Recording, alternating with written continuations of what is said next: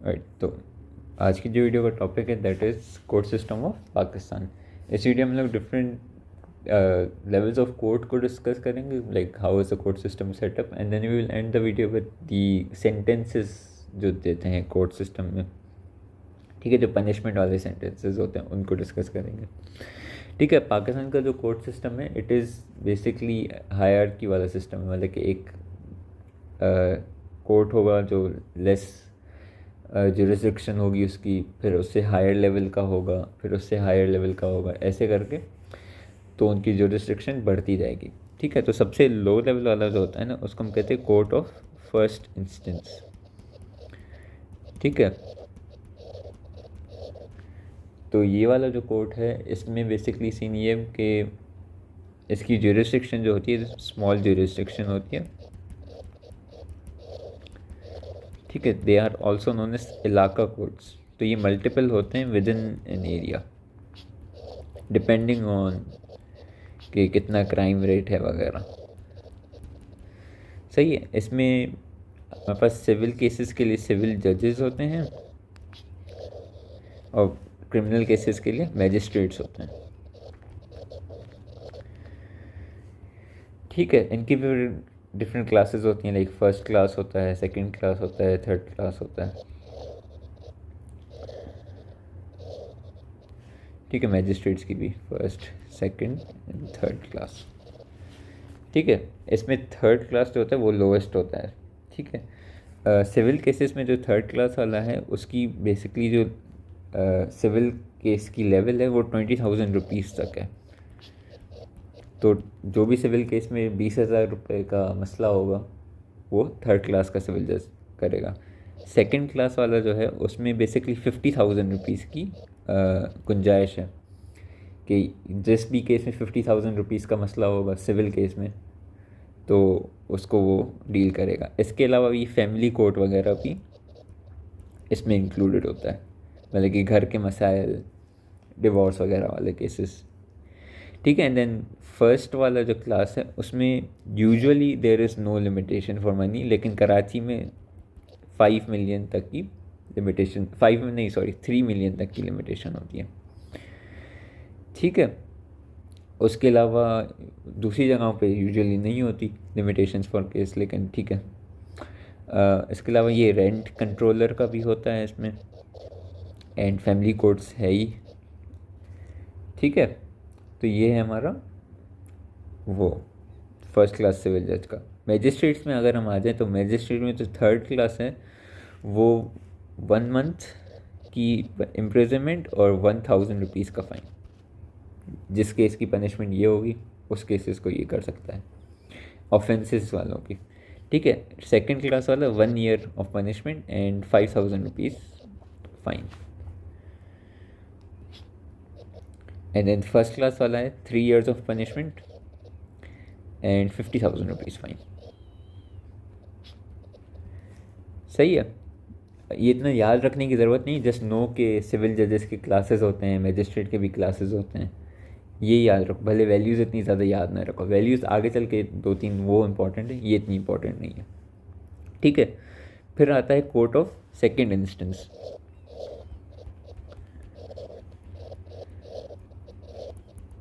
Court of second instance जो है उसकी जुरिस्डिक्शन जो है that is obviously bigger than the first instance. ठीक है, ये बेसिकली डिस्ट्रिक्ट कोर्ट्स कहलाते हैं, डिस्ट्रिक्ट कोर्ट या फिर सेशन कोर्ट्स कहलाते हैं, and they are run by the district जजेस और सेशन जजेस। ठीक है, इनकी जो पावर्स हैं इसमें यह है कि अपील अगेंस्ट लोअर कोर्ट्स। तो बिलफर्ज अगर मैं किसी फर्स्ट क्लास सिविल जज के पास गया, उसने मुझे बोला कि उसने मेरा कोई मैटर हैंडल किया, उसने बोला कि इसका जो जुर्माना जुर्माना तो उसमें होता है, लेकिन इसमें जो रकम होगी इसमें that will be around let's say 1 million. ठीक है, तो मैं उस अपील कर सकता हूँ कि ये रकम कम ज़्यादा करो टू दी डिस्ट्रिक्ट जज या फिर सेशन जज। ठीक है, उसके अलावा क्या हो सकता है कि इसमें CRPC के तहत जो ट्रायल्स, मर्डर ट्रायल्स होते हैं, उनको भी डील किया जाता है, ठीक है। And then there is also other like sections होते हैं, लाइक सेक्शन 104, सेक्शन 115, 265। ये सेक्शन उसूल इतने याद रखने की ज़रूरत नहीं है, ठीक है। एंड देन उसके अलावा हदूद लॉज के अंदर भी ट्रायल्स रन हो रहे होते हैं यहाँ पे। And pre bail arrest application भी इनकी जुरिस्डिक्शन का हिस्सा है, ठीक है। तो this is your court of second instance. फिर हम लोग आते हैं कोर्ट ऑफ थर्ड इंस्टेंस पर।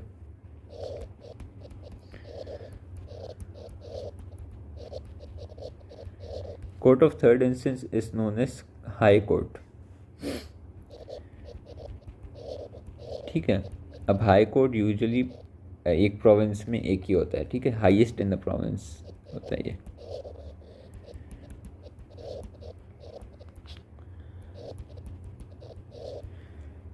ठीक है। अब इसकी जो पावर्स होती हैं उसमें हम लोग सबसे पहली इंपॉर्टेंट चीज़ है जो दैट इज़ दी 5 रिट्स कहलाती हैं। ये 5 बेसिकली अथॉरिटीज़ हैं या कमांड्स होते हैं इनके, ठीक है। फर्स्ट जो रिट है that is the writ of mandamus. Mandamus basically means कि ये कमांड कर सकते हैं एक लोअर कोर्ट को या फिर किसी पब्लिक अथॉरिटी को, public authority, public office, to do an official duty, ठीक है। तो या फिर किसी लोअर कोर्ट को बोल दिया कि ये वाला केस आप रन करोगे, तो that is the writ of mandamus. Second is the writ of prohibition. ये क्या है? ये मैंडेमस का उल्टा है। ये कमांड कर सकते हैं किसी भी लोअर कोर्ट को to stop an act out of jurisdiction. तो बिलफर्ज अगर कोई लोअर कोर्ट कोई ऐसा केस रन कर रहा था जो आउट ऑफ देयर जुरिस्डिक्शन हो, और फिर क्या कहते हैं इसको, वो रन, तो that's obviously unlawful for that court, तो फिर वो उसको प्रोहिबिट कर सकता है कि ये आप गलत कर रहे हो, ये सही नहीं है, ठीक है। Then there see writ of certiorari. इसमें ये होता है कि यू कैन आस्क फॉर किसी भी केस के बारे में जो रिकॉर्ड्स हैं ना, उसके बारे में ये उनको ले सकता है किसी भी कोर्ट से वगैरह, ठीक है। Command lower courts to give records of any case, ठीक है। Then there is court writ of habeas corpus। habeas corpus basically क्या होता है कि पहले इसका सीन बताऊँ। यूजुअली ये होता है कि अगर कोई किसी ने कोई गलत, कोई सस्पिशन है कि किसी ने कोई गलत काम किया है वगैरह, कोई क्राइम वगैरह किया है, तो उसको कभी कभी क्या करते हैं, डिटेंशन दे देते हैं, उसको कहीं भी एक ही जगह पे रोक के रखते हैं, ठीक है। कोई बंदा एयरपोर्ट में डिटेंशन हो जाती है उसकी, कोई हाउस अरेस्ट हो जाता है, वैरायटी ऑफ थिंग्स, ठीक है। यूजुअली सही होता है, कभी कभी अनलॉफुल डिटेंशन हो रही होती है, ठीक है। तो हैबियस कॉर्पस अनलॉफुल डिटेंशन को सही करने के लिए, मतलब कि अनलॉफुल डिटेंशन किसी की हुई है तो उसको ये अपील करने के लिए कि भाई हमारी डिटेंशन जो है वो अनलॉफुल है, आप उसको वो कर रोकें, हमें जाने दें, तो उसको हम कहते हैं हैबियस कॉर्पस।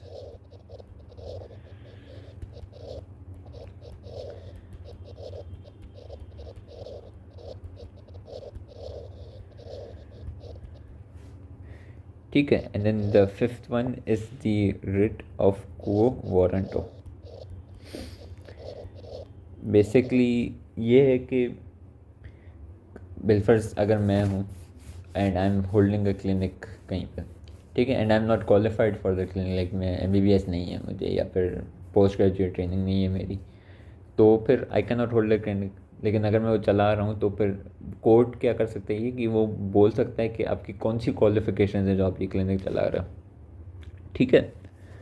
तो ये को वारंट होता है, मतलब कि आपको किसने इजाज़त दी, या फिर आपकी क्या ऑफिशियल क्वालिफिकेशन हैं कि आप ये काम कर रहे हो।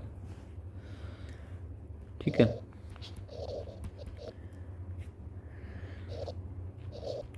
ठीक है, यूजली पब्लिक ऑफिशियल से कर सकते हैं, लेकिन कैन आस्क एनीवन।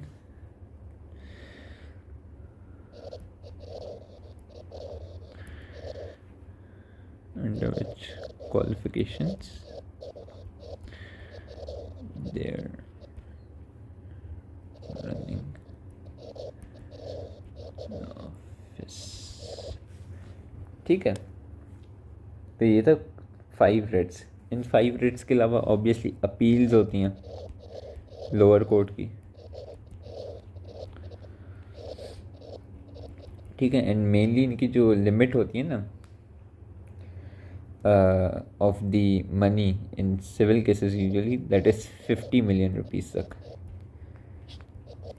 ठीक है। बट इस्लामाबाद हाई कोर्ट में इट्स अराउंड 100 मिलियन रुपीज़।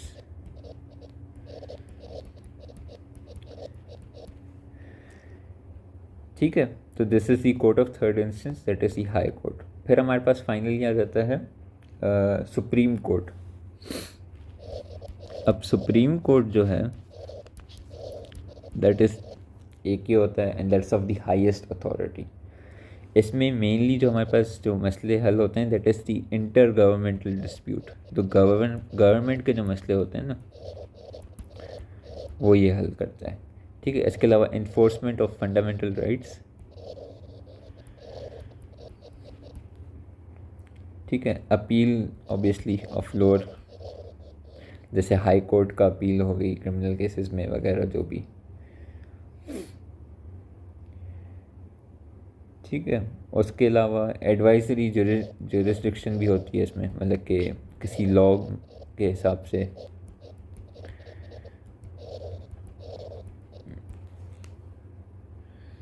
कोई केस है पेंडिंग है, उसमें डायरेक्शन वगैरह दे दी ये कोई चीज़, या फिर रिव्यू कर दिया किसी को। तो ये है हमारा सुप्रीम कोर्ट। ठीक है। ये तो थे मेजर कोर्ट्स। इसके बाद हमारे पास माइनर कोर्ट्स भी होते हैं, या फिर सब ऑर्डिनेट कोर्ट्स भी होते हैं। Subordinate courts are divided into 2। एक होते हैं एडमिनिस्ट्रेटिव कोर्ट्स, दूसरे होते हैं शरीयत कोर्ट्स। ठीक है। शरीयत कोर्ट्स नाम ही बता रहे हैं, ये अंडर हुदूद लॉज, मतलब कि किसास एंड दियत लॉज या फिर इस्लामिक शरीयत ऑर्डिनेंस, ये क्राइम्स वगैरह को डील करते हैं। जैसे जिना का केस हो गया, या फिर थेफ्ट रॉबरी का हो गया, ये सारी चीज़ें हुदूद लॉज में इनको डील करना। एडमिनिस्ट्रेटिव बेसिकली एजेंसीज़ या फिर बैंक्स, इनसे रिलेटेड होता है। ठीक है। तो इसमें हमारे पास जो होते हैं, जो कोर्ट्स होते हैं, उनके लिए हम लोग या तो मुहतसिब का वर्ड यूज़ करते हैं या फिर ओम्बड्समैन का वर्ड यूज़ करते हैं, दोनों सेम चीज़ है। ठीक है। तो या तो हमारे पास वफाकी मुहतसिब होता है।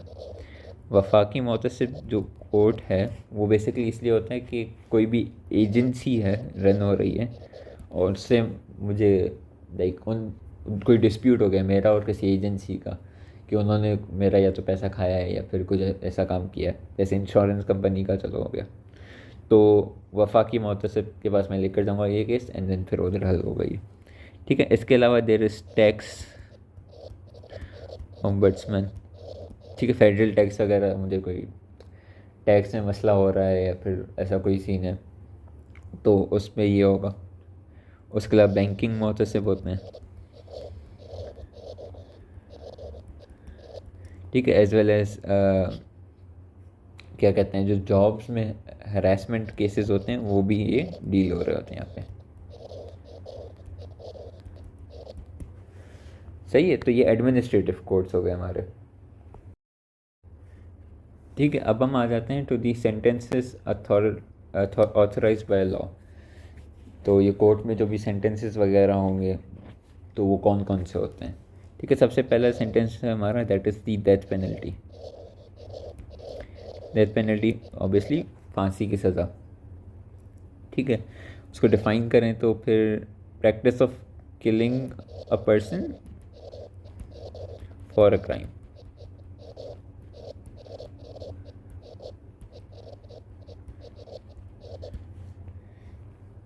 ठीक है, एंड उसके अलावा वी हैव इम्प्रिजनमेंट।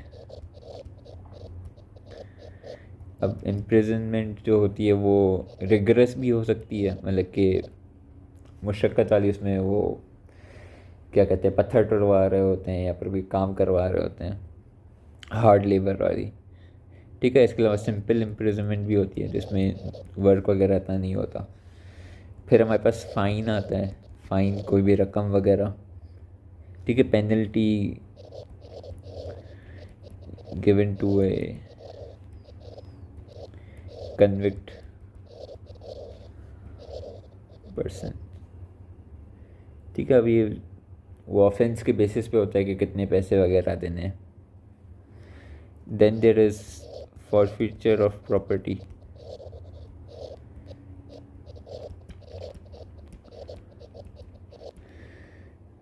ठीक है, ये हुआ। उसके अलावा देयर इज़ डिटेंशन, मतलब कि किसी को कस्टडी में रख देना या फिर कन्फाइनमेंट में रख देना, इज नोन एज डिटेंशन। उसके अलावा we have whipping. Whipping means कोड़े मारना। ठीक है, अब विपिंग का जो है दैट इज़, उसके कुछ एक्सेप्शंस होते हैं कि विपिंग आप कुछ केसेस में नहीं कर सकते हो। दिस इज़ इम्पॉर्टेंट क्योंकि आई बिलीव ये एक दो दफ़ा उसमें आया हुआ है, व्हाट्स इट कॉल्ड, ऑस्पीज वगैरह में आया हुआ है। ठीक है, अब विपिंग के जो एक्सेप्शंस हैं वो 3 हैं।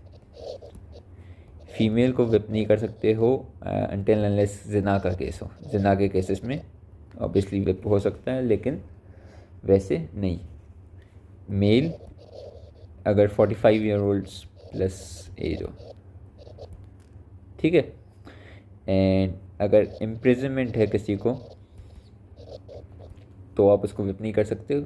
कौन सी इम्प्रिजनमेंट, या तो वो 3 मंथ्स से लेस हो। ठीक है, दैट मीन्स कि केस इतना सीवियर नहीं है कि उसको विप किया जाए, या फिर 5 ईयर्स से ऊपर हो। दैट मीन्स के वैसे ही 5 साल की सज़ा है तो और इसको ज़्यादा क्यों कर रहे हो।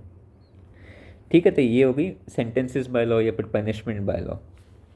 And that is all for this video. Hopefully सब समझ में आ गया होगा।